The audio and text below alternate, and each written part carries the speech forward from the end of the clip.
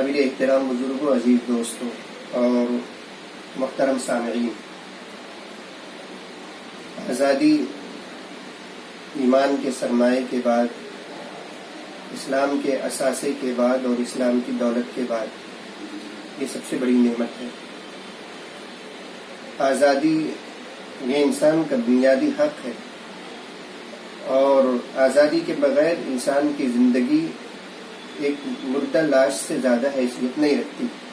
نہ وہ اپنی جان کا اسے اختیار رہتا ہے، نہ اسے اپنے مال کا اختیار رہتا ہے، نہ اسے کوئی اپنی مرضی سے کام کرنے کا اختیار رہتا ہے۔ غرض وہ چلتی پھرتی ایک بے مقصد زندگی یا ایک بے مقصد جسم کی طرح، جس کے جو روح سے خالی ہو یا جذبات سے خالی ہو، اس طرح اس کی زندگی رہتی ہے۔ یہی وجہ ہے کہ شریعت نے بھی آزادی کو بڑی اہمیت دی ہے، اور کسی نے کہا ہے کہ ملے خشک روٹی جو آزاد رہ کر، تو وہ خوف و ذلت کے حلوے سے بہتر۔ ہندوستان کے تاریخ میں یہ صدیوں تک مسلم حکمرانوں کے ماتحت بڑے عدل و انصاف کے ساتھ اور ترقی کے راستے پر گامزن تھا۔ ایک وقت 17ویں صدی عیسوی میں ایسا بھی آیا کہ برطانوی کمپنی ایسٹ انڈیا کمپنی یہ تجارتی لباس میں اور تجارت کے بہانے مغلیہ دور میں ہندوستان کے اندر داخل ہوئی، اور جو مسلم حکمرانوں کی آپسی انتشار اور ان کی عیاشیوں کے باعث اور ان کے غیر ذمہ دارانہ کردار کے باعث سلطنتیں کمزور ہوتی گئیں، ایسٹ انڈیا کمپنی کے افراد مضبوط ہوتے گئے، یہاں تک کہ سلطنت مغلیہ کا جو ہے شیرازہ بالکل جب بکھر چکا ہے، تو 1754 میں بنگال کے اندر فورٹ ولیم اور دوسرے جو کلکتہ کے اندر ادارے تھے، ان پر ان کی مکمل حکمرانی ہو چکی تھی۔ یہ صورتحال دیکھ کر کے بنگال کے فرما روا نے ان کے خلاف سخت نوٹس لیا، احتجاج کیا، ان کے خلاف اسلحہ اٹھایا اور ان کو بے دخل کر دیا۔ اس کے بعد سراج الدولہ کا دور آیا، اور سراج الدولہ کے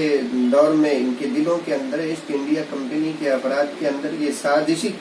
حربے استعمال کرتے تھے۔ چاروں طرف انہوں نے جو ہے مسلم حکومتوں کے خلاف انہوں نے سازشوں کا جال بچھا دیا تھا۔ سراج الدولہ کے آتے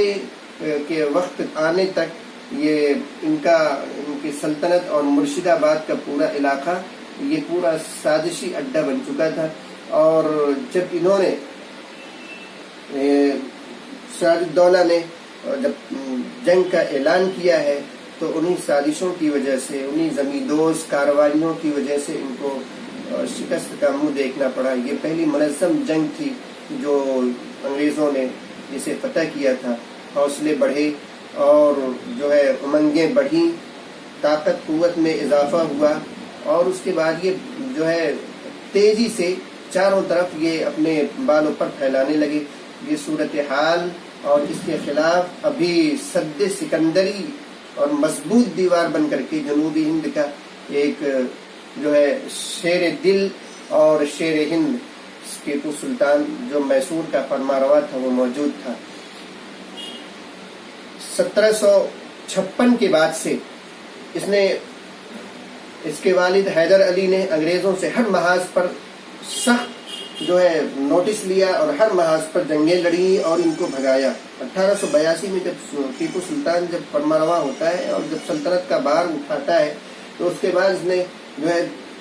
مسلسل انگریزوں سے جنگیں لڑیں، لیکن انگریزوں نے جب دیکھا کہ طاقت کے ذریعے ہم جو ہے فتح یاب نہیں ہو سکتے، تو انہوں نے وہی حربہ اپنایا۔ ایسٹ انڈیا کمپنی نے اس کے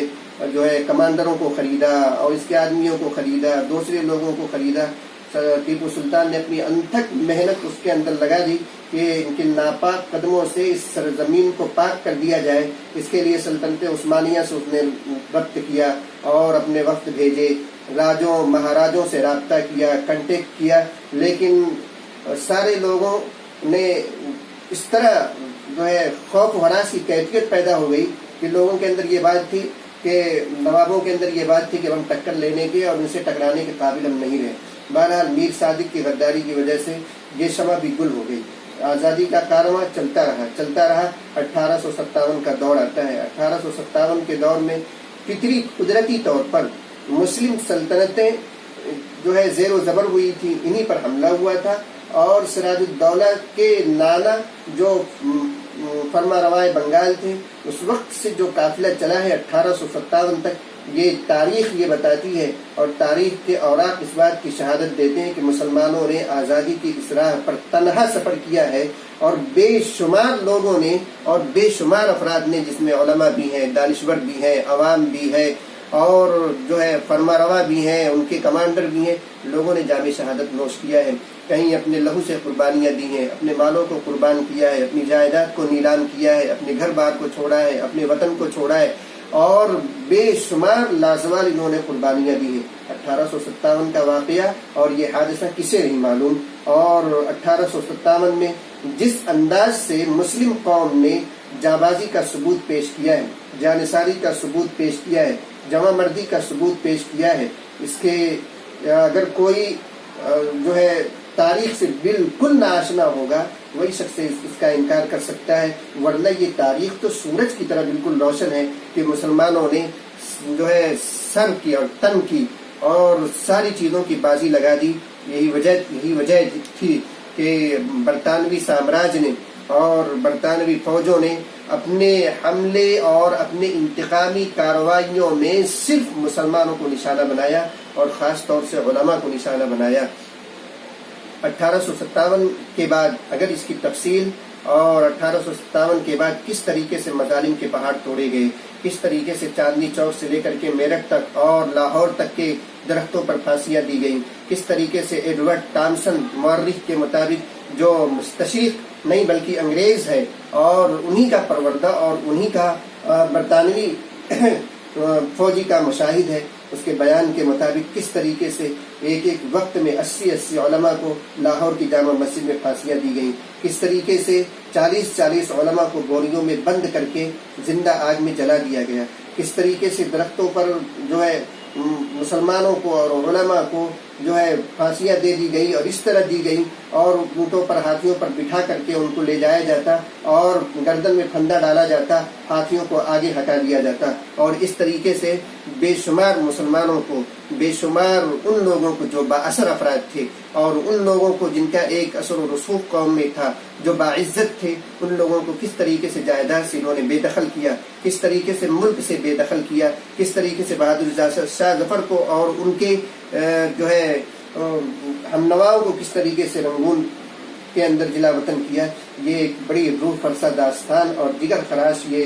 داستان ہے، اس کی تفصیل یہ نہیں ہے. بس اس کے بعد 1857 کے بعد اب یہ ایسا لگ رہا تھا کہ ہندوستان سے اسلام کا نام و نشان بالکل مٹ جائے گا اور اسلام کی کوئی رمق بھی باقی نہیں رہے گی، مسلم تہذیب کی کوئی نشان اس کا باقی نہیں رہے گا. لیکن اس کے باوجود سر سے کفن باندھ کر کے علماء نے سر دھڑ کی بازی لگا کر کے اپنے قدموں کو پھر بڑھایا ہے، پھر حوصلہ قوم کے اندر دیا ہے، پھر بیداری کی لہر پیدا کی ہے، اور جس انداز سے ظلم سفاکیت کا جو ہے پنجہ ان کے اوپر آزمایا گیا ہے اور ظلم و ستم کے پہاڑ جیسے جیسے توڑے گئے ہیں، رد عمل کے طور پر آزادی کی چنگاریاں اسی اعتبار سے شعلوں میں بدلتی گئی ہیں، یہاں تک کہ جو ہے 19ویں صدی کے اختتام کے بعد 20ویں صدی میں 1919 میں خلافت کمیٹی قائم ہوتی ہے، جمعیت علماء کا قیام عمل میں آتا ہے، 1882 میں کانگریس کا قیام عمل میں آتا ہے. لیکن کانگریس کے بعد جب جمعیت علماء اور خلافت کمیٹی آئی ہے، مولانا محمد علی جوہر، مولانا شوکت علی، حضرت مولانا شیخ الہند، حضرت ان کے شاگرد رشید شیخ الاسلام حضرت مولانا حسین احمد مدنی اور مولانا عزیز گل اور ان کے دیگر رفقا اور مولانا عبید اللہ سندھی اور دوسرے جو اسلام کے فرزند اور بطل جلیل ہیں، ان کی قیادت میں جگہ جگہ، گاؤں گاؤں، قریہ قریہ، بلکہ انہوں نے آزادی کے اس منصوبے کو اور آزادی کی اس آواز کو شہر کی حویلیوں سے نکال کر کے گاؤں اور دور افتادہ کسانوں کے جھونپڑوں تک پہنچا دیا. پورے ملک میں انہوں نے جو ہے آزادی کی لہر دوڑائی اور آزادی کے شعلے ہر طرف اور اس کی شمع ہر طرف جلا دی ہے. خلاصہ یہ کہ علماء امت نے اور ملت اسلامیہ کے بے شمار فرزندوں نے اور ان کے جو ہے قائدین نے، ابوالکلام آزاد سے لے کر کے اور حضرت مولانا حسین احمد مدنی، مفتی کفایت اللہ، مولانا سجاد جو ہے ابوالمحاسن سجاد صاحب اور مولانا سید میاں صاحب دیوبندی اور دوسرے رفقا نے جس طریقے سے اپنی جانوں کی قربانیاں، اپنے مال کی قربانیاں اور جس طریقے سے زندہ کے اندر جیلوں کی سلاخوں کے پیچھے انہوں نے اپنی زندگیاں گزاری ہیں، یہ تاریخ کا بڑا روشن اور بڑا تابناک یہ باب ہے۔ لیکن جو ہے ان کی کوششوں سے ہندوستان میں جب بہار آئی ہے، جب آزادی کا سورج طلوع ہوا ہے تو اس طریقے سے طلوع ہوا ہے کہ طلوع ہونے کے کچھ ہی دیر کے بعد اس طرح گہنا گیا ہے اور اس طرح گہن لگ گیا ہے کہ جو خواب اکابرین وقت نے دیکھا تھا اور اکابرین ملت نے دیکھا تھا اور سرفروشانہ کردار پیش کرنے والے مجاہدین آزادی نے دیکھا تھا، اس خواب کی تعبیر حقیقت یہ ہے کہ حالات کے تناظر میں اور ماحول سلگتے ہوئے ماحول کو دیکھتے ہوئے یہ ہم یہ کہہ سکتے ہیں اور برملا یہ کہہ سکتے ہیں کہ اس کی تعبیر کا کہیں نام و نشان نہیں ملتا ہے۔ کیا اسی لیے ہمارے اکابرین نے یا ہمارے اسلاف نے اپنی جانوں کی قربانیاں دی تھیں، اپنے گھر بار کی قربانیاں دی تھیں، اپنی جائیداد کی قربانیاں دی تھیں کہ آنے والی ان کی نسلوں کے ساتھ جب جمہوریت کا علم بردار اور جمہوریت کی نام پر جب آئین بنے اور جب قانون بنے تو اس قانون کی موجودگی میں بھی ایسا سلوک کیا جائے اور ایسا غیریت کا معاملہ ان کے ساتھ کیا جائے اور ثانوی درجہ دینے کی کوشش اس طریقے سے کی جائے اور اس طریقے سے ان کے ساتھ غیر منصفانہ رویہ اختیار کیا جائے کہ ایسا لگے اور ایسا محسوس ہونے لگے کہ ملت بالکل خوف زدہ ہو چکی ہے، یا ایسا محسوس ہونے لگے کہ ملت اور جو ہے مسلم قوم کہیں دوسری جگہ سے آ کر کے یہاں انہوں نے پناہ لے لی ہو یا کیمپوں میں پناہ لے لی ہو۔ یہ ایسی تلخ حقیقت ہے کہ اس ترقی یافتہ دور میں کہنا چاہیے کہ اس ترقی یافتہ دور میں جب دنیا مہذب اور جب دنیا تہذیب کے دائرے میں اپنی قوم کو تہذیب کی شاہراہ پر لے کر چلنا چاہتی ہے اور ہر ملک تہذیب کا اور تمدن کا اور رواداری کا مظاہرہ کر رہا ہے، اس وقت جمہوریت کے نام پہ اس طریقے سے غیر منصفانہ کردار اور غیر منصفانہ سلوک دنیا کی کسی بھی قوم میں یا دنیا کے کسی بھی ملک میں دیکھا نہیں جا سکتا۔ صرف مثال اسی ہمارے ملک کے اندر پائی جاتی ہے۔ یہ انتہائی افسوسناک اور یہ انتہائی تشویشناک بات ہے۔ جمہوریت کا یہ تقاضا ہے اور دنیا کی سب سے بڑی یہ جمہوریت ہے۔ آئین کے اندر ہر ایک کے ساتھ اور ہر ایک کے مذہب پر کھلے طور پر آزادی کا اختیار دیا گیا ہے، لیکن فرقہ پرستوں میں اور